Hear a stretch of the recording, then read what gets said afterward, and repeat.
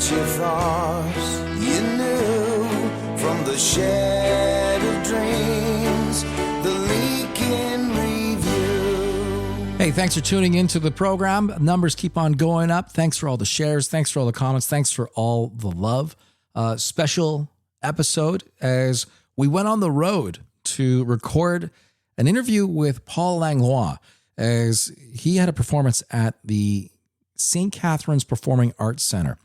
So the band's up on stage doing their thing, as you would expect, but we threw in a live interview to kick off the evening with some questions from the audience. So I think you might enjoy that. I know I did. It was great to catch up with Paul and talk a lot about Paul and, of course, the Tragically Hip. That's on the way.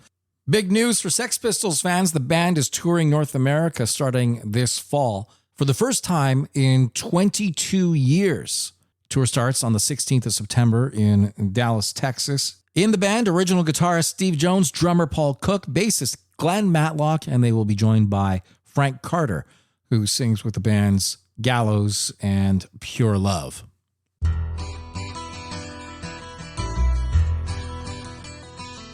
Where there's a heartbeat and a stage, there's an artist set to perform. This is the Leake in Review on tour.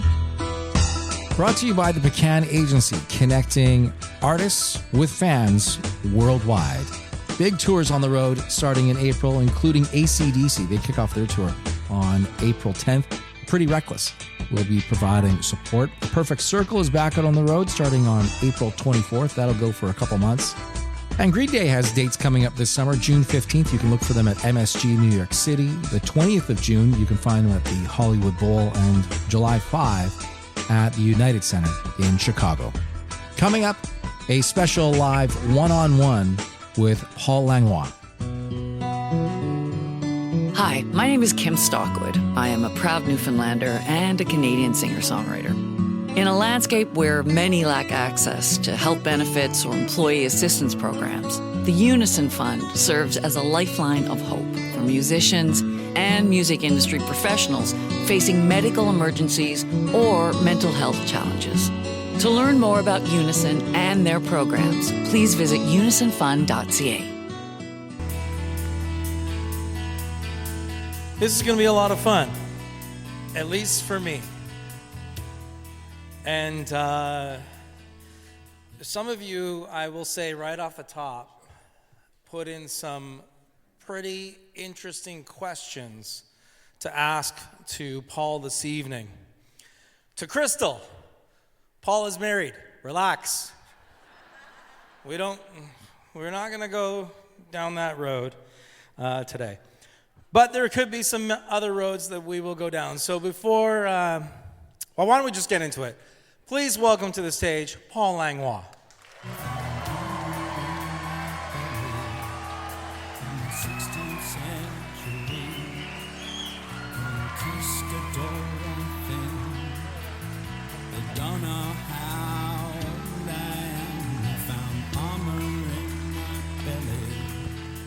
Hello. Oh, you have some friends here. Nice. I like it when you stack the audience with people that you know.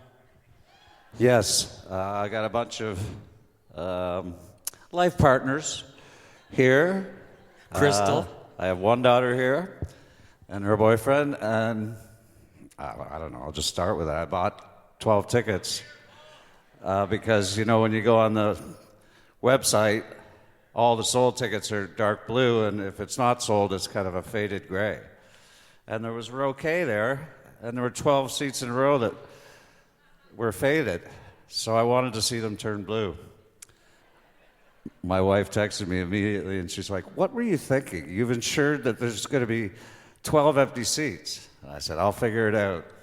Anyway, I filled them up. So thanks for coming, row K. And let that be a lesson to anybody here in the room. If you want to be incredibly famous and an absolute Canadian icon, it's row K. From now on. All right, so I got some questions here. Somebody thinks I'm pulling out smokes, but I got some questions here. These are from the fans, and I wanted to start with this. This is from Addie. Addie, where are you? Are you here?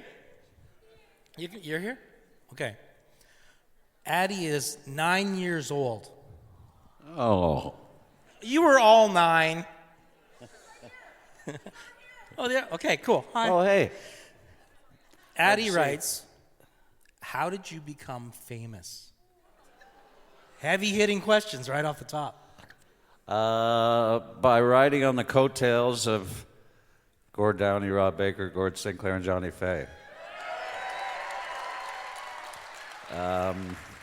It was kind of little by little for the Hips, so we had crossed the country 3 or 4 times before we got things going. Before our very first record was an EP that we called a baby record, and we don't count that. I mean, you know, it's not like we're not proud of it. Just we count our first record as up to here. And we'd already crossed country a few times, so we had fans. There was an awareness of live music fans that had seen us before here or there, Calgary or Vancouver, Halifax, and they'd noticed, like, what is with that singer?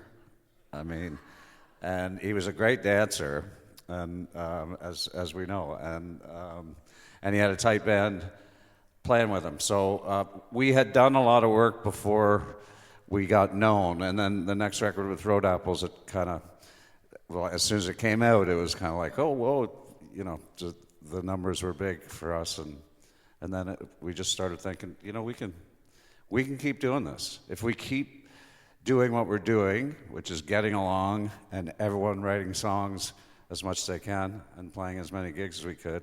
So it was a gradual rise for us, which I think is good, you know. It's funny because I was talking to Gord Downey one day about a band called the Sheepdogs. Yes. Sheepdogs had got on the cover of Rolling Stone magazine, and I had a bit of play in that action.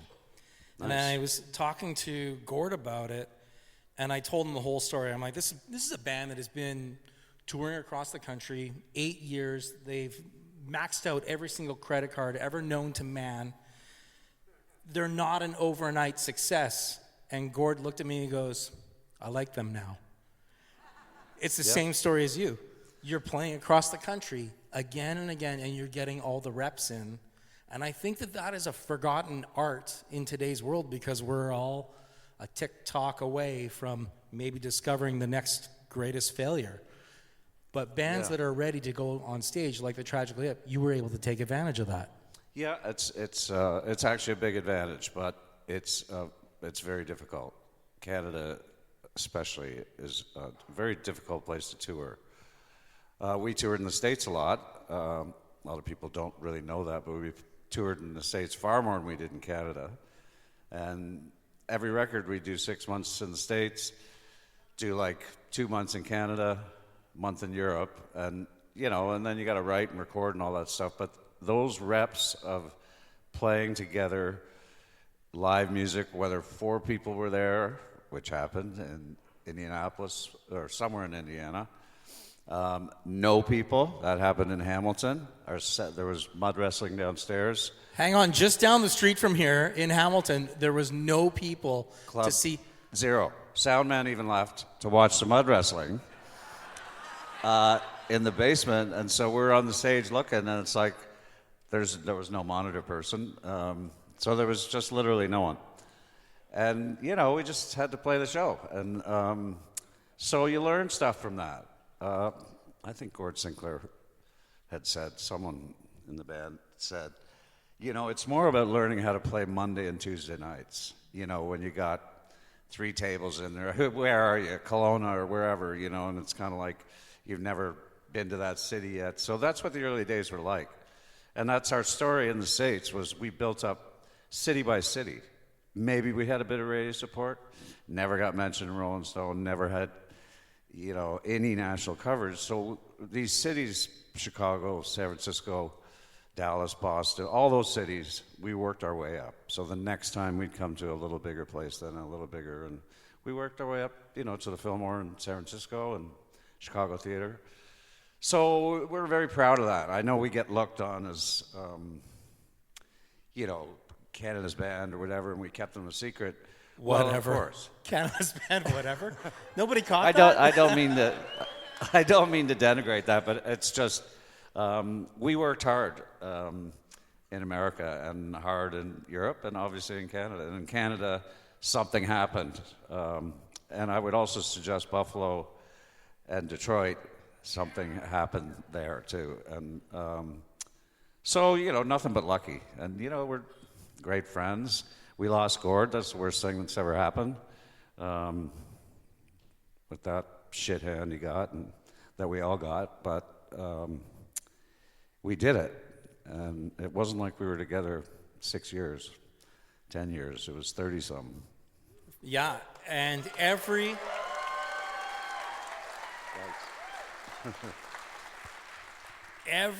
award possible given to you. I think they started making up awards just to give the Tragically Hip Awards. Walk of Fame, the Order of Canada, it goes on and on. What was something that you saw when you were with the band, you're like, whoa, things are happening for us. No awards, there's no medal, there's no trophy, but you're like, man, we're actually a band now because we're getting these things that normal Kingston folk aren't exposed to. Yeah, I mean, it's tough to pick a moment. I kind of already mentioned the one moment was when Road Apples came. It actually sold 100,000 copies in 10 days. And so I was like, okay, so we're obviously this is happening, but it was fully, completely, really, listening to it after we've made it in London, England, and it was, love the producer, may he rest in peace, Chris Sangarides, but we did the whole record. We were there 6 weeks, but they were never in the control room, the producer and the engineer. And they'd be outside, like, washing Chris's Porsche or something, and we would just play and play and play, and the record button wasn't hit for 5 days. We had 5 days left, and I remember telling people, family and stuff, just, we're not going to get this record done. He hasn't even pushed record yet. Did it all in the 5 days. We got home. Gord Downey, I lived in Toronto at the time, and Gord Downey came over. We'd sort of play hockey or whatever when we're off and drive our girlfriends to work. And anyway, the mixes came in, and we put it in our stereo, and it was just like, wow, it was Courage, 50 Mission Cap, Locked in the Trunk. It was kind of like, it doesn't feel like we can miss with this one. We'd already had a good run with Road Apples. And so it was really from then on that it was like, okay, we can do this. And you have to really think about things, charitable elements, of which there's a charitable element tonight. And, we never took a cent out of Kingston. We always kind of poured it back in. We kind of learned that a little bit from Rush, because they did that in Toronto, and we really looked up to them. And we opened for them at Maple Leaf Gardens, our first gig there, and it was for charity. I think it was United Way, which is my pin right here. Anyway, you have to sort of start to get responsible because you're in view, and you have a responsibility to give back, I think. And so that became a major part of things. It was all just because we got popular enough to have that platform and to do right by it. And you were kind of a rough and tumble kind of guy in Kingston. Kingston was kind of rough and tumble, wasn't it? Yeah, I mean, Hugh Dillon from the Headstones is a fine actor and a fine person. I saw an interview with him once, and we're buddies. We're in the same grade. Me, Hugh, Gord Downey, and I were all in the same grade, and we knew him well. And I saw an interview he did, this is back in the early days. Oh, yeah, the Hip grew up on the south side of Princess, because it's divided, really. And I grew up on the north side, and that's where the tough area is. And there's 8 blocks. Yeah. I mean, there's 100, and at that time, was there 150,000 people that lived in Kingston? No. All they do really is they move the signs 25 kilometers out and call it 150,000. But Hugh, in fact, did not grow up in that tough a neighborhood. And yeah, there's two things. You know, it's a big university town, obviously Queens, and there's a lot of that brings so much life into town through September and April, and then you're not sad everyone's going because then it turns into a summer town. But there's a tough element. I mean, there's, I don't know how many, 11, 12 prisons. So you get a lot of that. And, so it's kind of half a working town and half pretty, fairly, not wealthy, but, just there's two sides to it. And you have to learn, at our high school, certainly most high schools, you got to learn that, don't mess with the wrong person and just, try and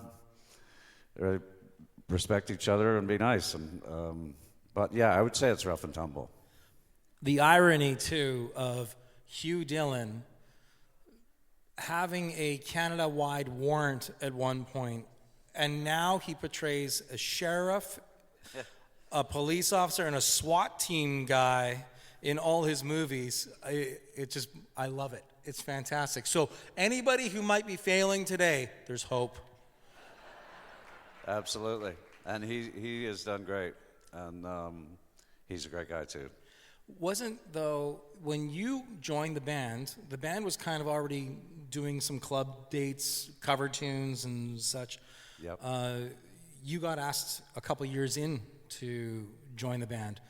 When you showed up, were they like, okay, here's what we're doing. We're playing The Clash, we're playing Rolling Stones, we're playing all these. Are you in? Or were you thinking, I might be doing something on my own and not going down that road? Before Gord called me, on a landline. Like with a 6-foot cord? Yeah. It was attached to a wall. Yeah, attached to a wall. And I was very surprised. I was very happy. I went to the gigs. I was kind of working in a couple of bars, restaurants, and then I started driving cab, and I had started to play guitar and piano. I was writing songs, so I did have a plan to go to Nashville and just try my luck. I would have gotten eaten alive, I'm sure, because I was shy too. So it's just not a great thing for a young singer. I had maybe 8 songs I liked, and Gord didn't want me to go. I didn't, like, he had expressed that to me. He's like, really? Like, you're going and what? And I said, well, I'm just going to hitchhike down there and see what happens. Just hitchhike. Yeah, and he had this idea. Well, he didn't like it, and so he went to the other guys in the band and said, can we get Paul in? And I kind of knew them all. We all went to the same high school, and Robbie and Gord were friends. Sinclair were friends with my sister. And anyway, I said, okay. I wish we had more rehearsal time before my first gig, because we jammed twice.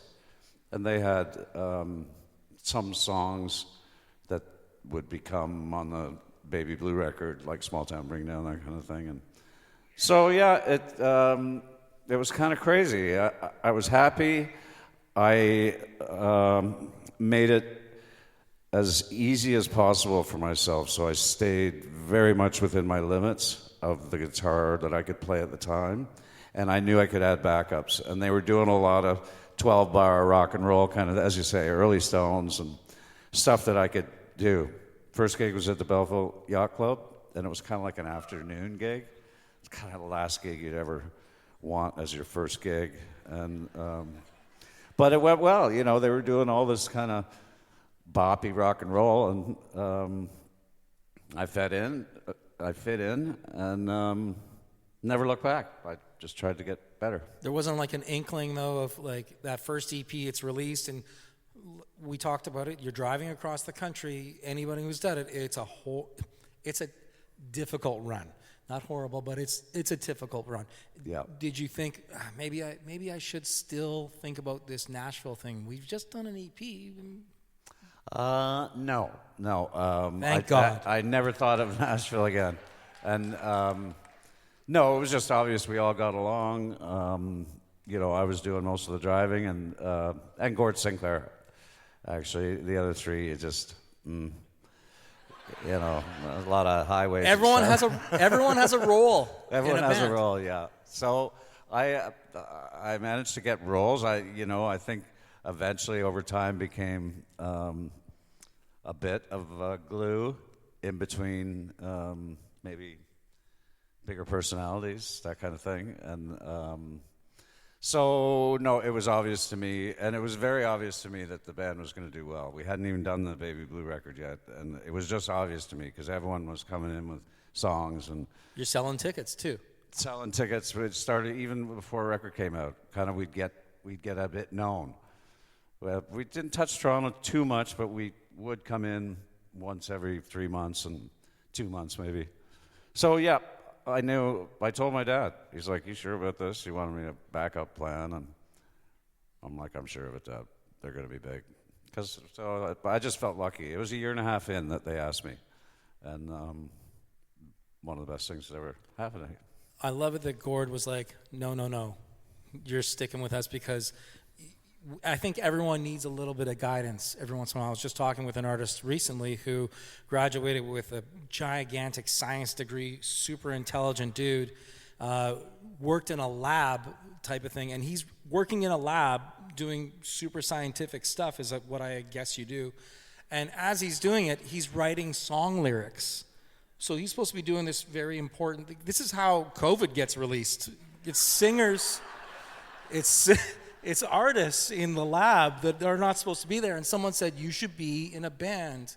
Like, you should do it." And he went and talked to his dad and said, "I think I'm going to go out and just be an artist." And his dad said, "Yeah, you're not a scientist. Like, you're super smart, but Gord did that to you. You should be with us. This guy should be what he does." And it all works out. Question from, I think it's Manon. Is that, did I say it right? Hi there. Manon? Dearest Paul, with a comma, besides music, what are some of your other interests? Like besides the hip? Yeah, besides, and what else are you into? What's a casual day with Paul Langlois look like? Well, I mean,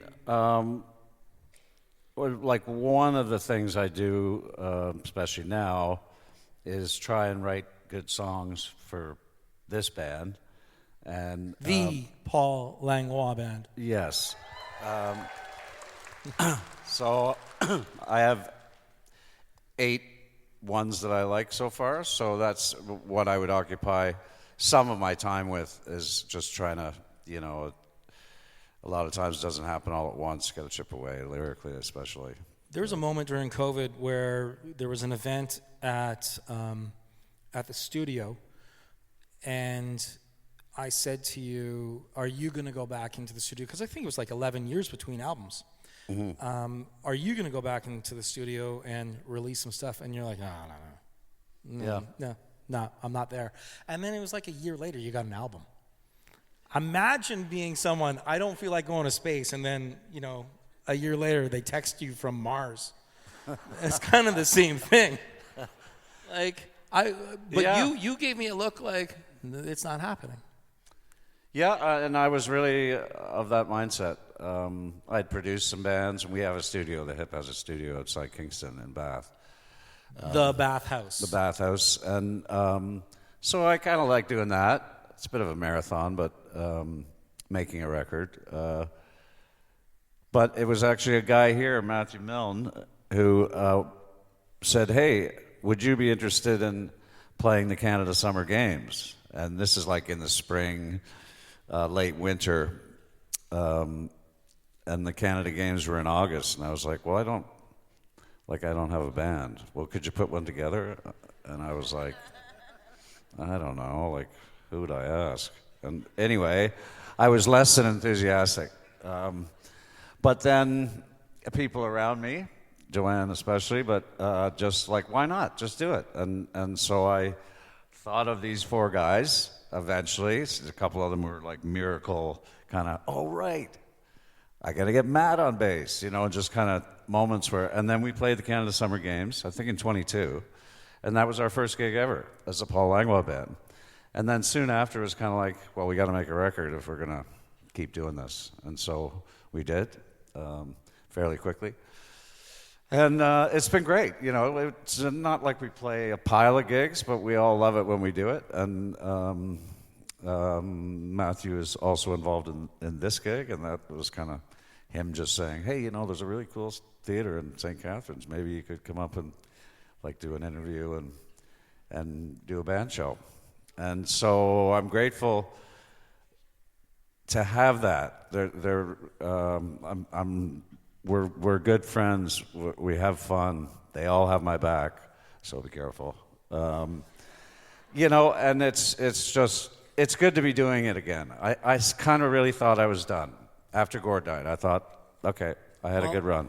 I got a couple more things, but there's something here. It's if you hadn't become a musician, successful, what would you've done instead? And that's from Rob and Amanda. So it kind of ties into this. What do you think you would be doing if you weren't doing the Paul Langlois band today? Well, I don't know. Like both my parents were teachers. You know, I did well in school. I think I could do it, but I just really have to get over. Imagine you being a teacher of someone's child in this room. By the way, my teacher said I should do the following. That would be the most incredible thing ever. Yeah, so anyway, it didn't happen. I think I would have had to work on my personality to be a bit more outgoing with kids and stuff. I don't know what to say to kids a lot of times, and I love them. But so that would probably be the most likely. I wasn't anywhere near sort of that. I was into cash, and so that's why I was driving cabs and working in bars and restaurants. And but I think eventually I would have gone back to school, and I would say teacher would be the most likely. So let's give it up to the education system.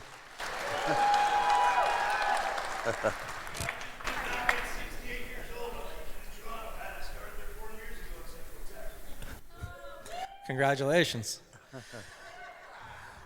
Let's go back to the show.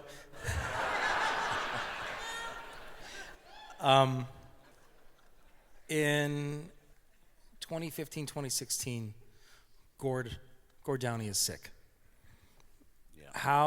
How did you hear the news?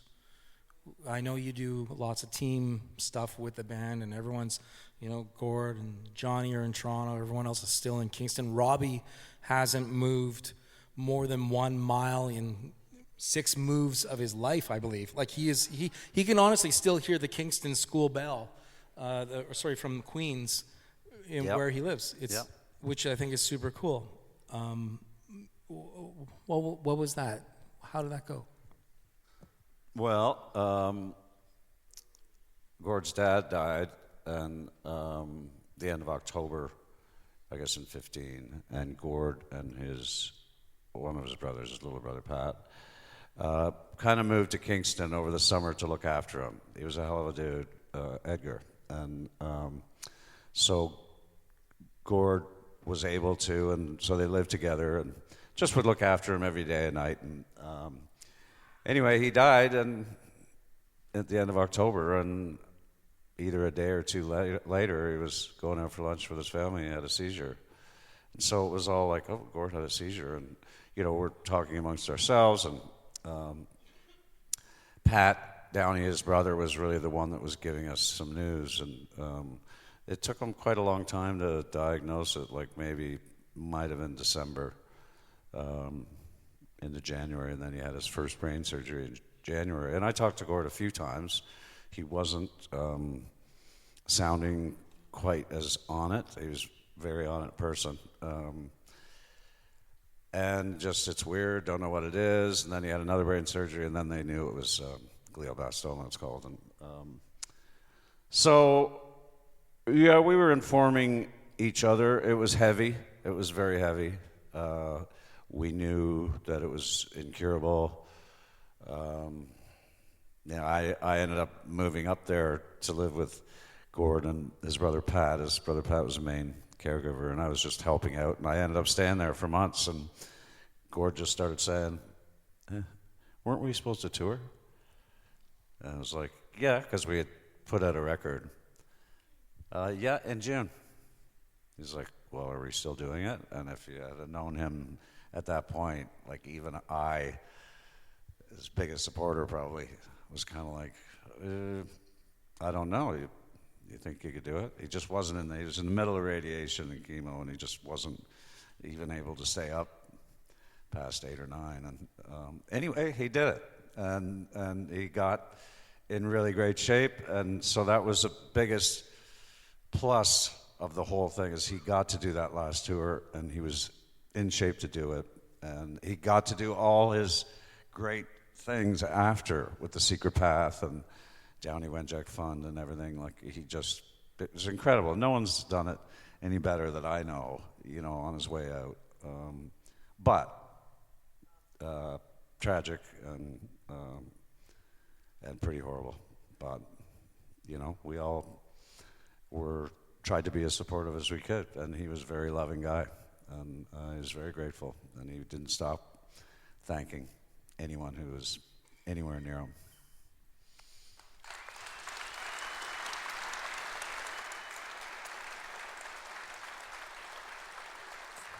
There was a point in that tour where you, as much as it was scheduled, it was right up until the last second that you didn't know if it was even going to work. Yep. You get through the tour, everyone, and it, as I know from being on maybe a little bit more on the inside, it grew and got bigger and better. Everyone got more comfortable. What do you remember from that tour that was like, wow, this is the Tragically Hip? Well, the tour was set up very well. It was a gig, day off the whole time. So it was 30 days, 15 gigs, and there was a day off after the gig. So he could recover. We could go out for dinner, which became our favorite thing to do with a few crew guys or whatever, 12 of us usually. Every other night, he'd get a lot of rest. Another thing I really remember is no one knew what was going to happen even in the band. We're trying to set up, and we came up with this thing where we'll have a small setup for the first few songs. And there was this pattern of the set list that it's the only time I did the set list where it was 4 songs from 7 different records. And I remember Gord was very confident, like, no problem. Why are the paramedics here? Just in case, you have a seizure or something. And he's like, I'm not going to have a seizure. Anyway, and I remember someone was asking him, so what's the vibe going to be? And he's like, well, I'm not going to be up there crying about it. And sure enough, he wasn't. I mean, obviously he would get emotional here and there, but he wanted to connect with the crowd and push it over the top. So it was like a regular hip show, and we were rocking as hard as we could, and we were all relaxed once he got through Victoria the first night. It was kind of like, oh, this is going to be great. It was incredible. Speaking on behalf of everyone, it was great. Paul, there's so many more stories that I want to uncover with you. I'm so grateful to have had conversations with you in the past and seen you play so many times. It's not about me bragging. This is about me saying thanks. Well, but I think it's time to rock and roll. Right? Yeah. So we're going to clear the stage. Give us 5 minutes. Paul Langlois Band on stage here tonight in St. Catharines. Thanks for joining us, everyone. Thanks a lot. We'll see you soon.